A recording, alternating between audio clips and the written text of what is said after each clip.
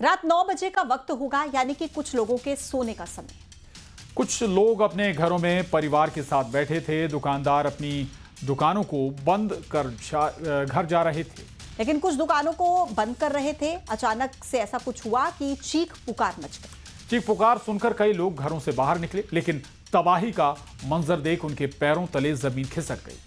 इंदौर में 3 मंजिला मकान 5 मिनट के अंदर धराशायी हो गई। हादसा इतना भयानक था कि लोग चाहकर भी कुछ नहीं कर पाए। 2 लोगों की मौत हो गई, 12 लोग घायल हो गए। आखिर हादसा कैसे हुआ और क्या थी इसके पीछे की वजह, रिपोर्ट देखिए।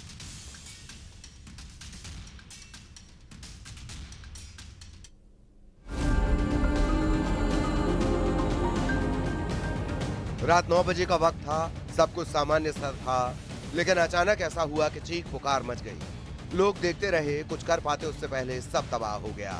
3 मंजिला मकान 5 मिनट में धराशायी हो गया।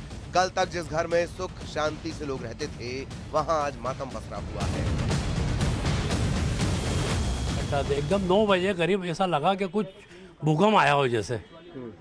तो हम लोगों ने सब भागे, देखा, और हमारे घर के भी परिवार के लोग, आसपास के लोग सब आए। जो देखा तो ये बिल्डिंग। हादसे में 2 जिंदगियां काल के गाल में समा गई। कई घायल भी हुए हैं, जिनका इलाज चल रहा है। अब आपको उन चश्मदीदों की जुबानी सुनाते हैं, आखिर ये हादसा कैसे हुआ। इसके 5 मिनट के आसपास की ये घटना है। मैं दुकान बंद करने की तैयारी में था और जैसे ही कुछ भरभराहट की आवाज़ हुई तो मैंने इधर बाहर की तरफ देखा, तब ये बिल्डिंग पूरा बैठ रहा था। अब ये मेरा रास्ता बंद हो चुका, चूँकि ये रेक गिर गई थी। तब मेरा बाहर आने के लिए मुझे रास्ता नहीं मिला। तब मैं दीवार के साइड से खड़ा हो गया कि अब बस इसके अलावा कोई रास्ता नहीं है। जब ये मकान गिरा तो इसकी जद में कई दुकानें आ गई थीं। अब आपको ये भी बताते हैं कि ये हादसा क्यों हुआ, हादसे की क्या वजह थी।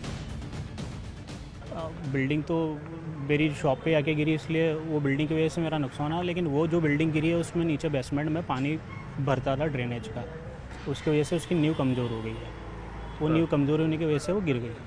बहुत टाइम से लोगों ने बोला, आसपास के लोगों ने बोला भी था कि मेंटेनेंस मांग रहा है वो, लेकिन वो थोड़ा बहुत करवा लेते थे, पर वो किस तरीके से मेंटेनेंस हुआ है ये। लोग तो ये भी कह रहे हैं कि अगर हादसा 20 मिनट पहले हुआ होता तो तबाही का वो मंजर दिखता शायद जिसकी कल्पना भी नहीं की जा सकती थी, क्योंकि कुछ देर पहले तक यहाँ लोगों की भीड़ थी। पॉलिश का काम होता था हमारे ग्लास का पूरा। वो पूरा वो भी जस्ट निकले ही थे। पूरा सारी जितनी भी शॉप है यहाँ पर सब लॉक हुआ था। अच्छा, उस वक्त दुकानें बंद हो गई थी, नहीं तो ये हादसा और बड़ा हो जाता। और बहुत बड़ा होता। थोड़े अगर 20 मिनट पहले भी होता तो बड़ा नुकसान था, क्योंकि यहाँ पर सारी गाड़ियाँ खड़ी हुई थी हमारी। लोड पूरा लोड हो रहा था, और गाड़ी को लोडिंग करके सब यहाँ से भिजवाई थी, और ये हादसा हो गया बाद में। अब हम आपको हादसे वाली जगह की ऐसी तस्वीर दिखाते हैं जिसे देखकर आप भी सोचने पर मजबूर हो जाएंगे। जहाँ हादसा हुआ था वहाँ एक मंदिर भी है, लेकिन मंदिर को किसी तरह का कोई नुकसान नहीं हुआ। जिलों पर मौजूद एक तस्वीर आपको दिखा रहे हैं कि जहाँ पर यह हादसा हुआ, ठीक उसके पीछे एक माता जी का मंदिर है। और ये तस्वीर हम दिखा रहे हैं कि माता जी का मंदिर पूरी तरीके से सुरक्षित है। और बाकी जो एक चमत्कार तो ये था कि ये मंदिर था जी। देखो आप, सब गिरा पड़ा हुआ है, खाली यहाँ इधर कुछ भी नहीं हुआ है। वो हादसे को लेकर जांच जारी है। जांच के बाद ही ये साफ होगा कि आखिर हादसे की वजह क्या रही। फिलहाल जांच जारी है, हर एक एंगल पर जांच पड़ताल चल रही है। आने वाले समय में स्पष्ट हो पाएगा कि इस पूरे मकान के हादसे की वजह क्या रही, लेकिन इस दुखद हादसे में 2 लोगों की जान जा चुकी है। वीडियो जर्नलिस्ट डाला साथ मिथिलेश गुप्ता, न्यूज़ 18 इंदौर। और हादसे के बाद अब सियासत शुरू हो गई है। कांग्रेस ने इस हादसे पर सवाल उठाए। पूर्व मंत्री पीसी शर्मा ने कहा कि इंदौर में लगातार ऐसे हादसे हो रहे हैं, ऐसे मकान क्यों नहीं चिन्हित किए जाते। तो वहीं कैबिनेट मंत्री पूर्व मंत्री पीसी शर्मा ने कहा कि ये पहले सिंगल स्टोरी मकान था, बिना परमिशन के ट्रिपल स्टोरी बनाए गए थे। और साथ ही ये भी कहा उन्होंने कि नगर निगम को ऐसे घरों को चिन्हित करने के निर्देश दिए गए। गिर गई, उससे लोग भाई कैसे गिर जाती है बिल्डिंग। ये बरसात के पहले जितनी भी बिल्डिंगें होती है उसको शॉर्ट आउट किया जाता है। भोपाल में भी बहुत सी इस तरह की बिल्डिंग है, पूरे मध्य प्रदेश में नगर निगम एरियाज में इस तरह है जहाँ इस तरह के हादसे हो रहे हैं कि बिल्डिंग गिर रही है और लोगों की जान जा रही है।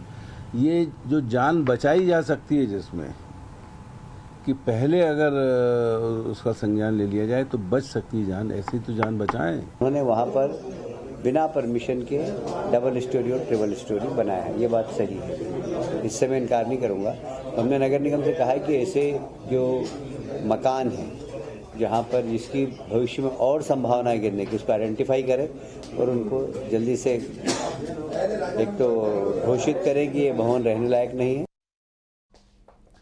राजधानी भोपाल में गरबा को लेकर जिला प्रशासन ने गाइडलाइंस जारी कर दी हैं।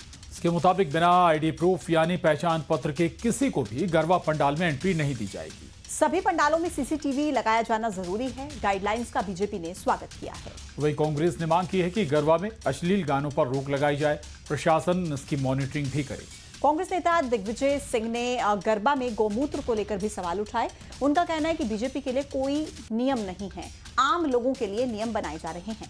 और पहले गरबा में एंट्री पर बयानबाजी हुई और अब गरबा की गाइडलाइन और नियमों पर एक नई बहस छिड़ गई है।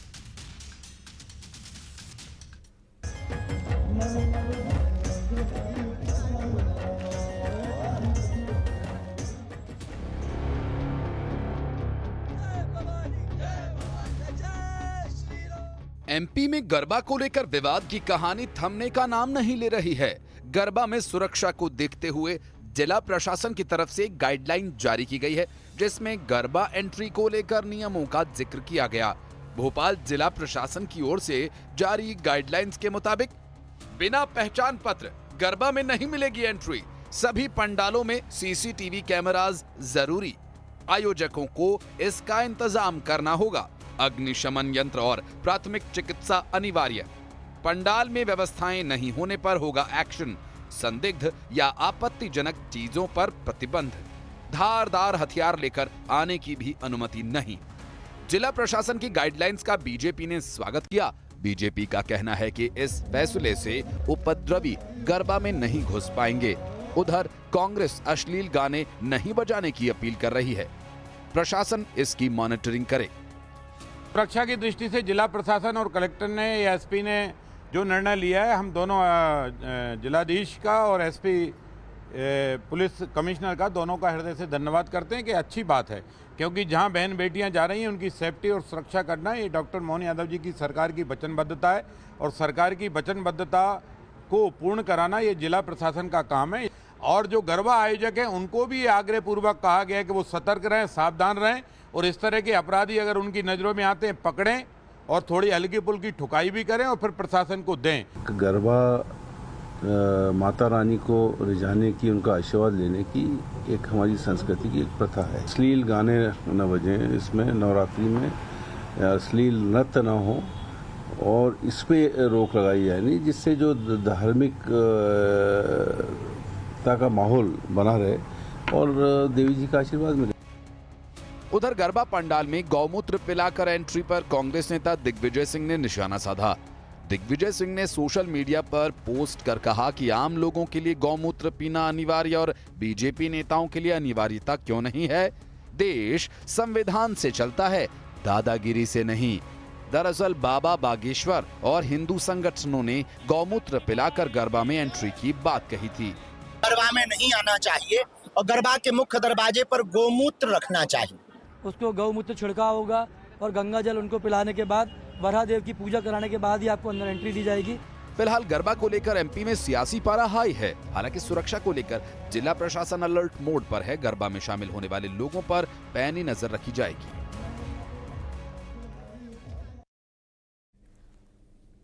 रतलाम में नवरात्रि के दौरान होने वाली छेड़छाड़ और आपराधिक घटनाओं पर रोक लगाने के लिए पुलिस ने एंटी रोमियो स्क्वाड का भी गठन कर दिया है।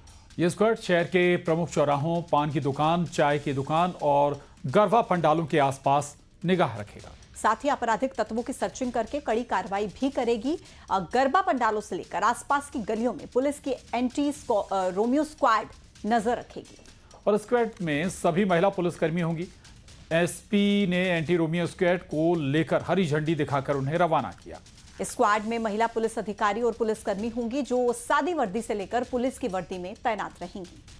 गरबा पंडालों समेत आसपास की गलियों में एक स्कूटी सवार दो महिला पुलिसकर्मी पेट्रोलिंग करते हुए नजर रखेंगी, ताकि देर रात तक गरबा खेलने वाली बेटियां सुरक्षित घर पहुंच सकें।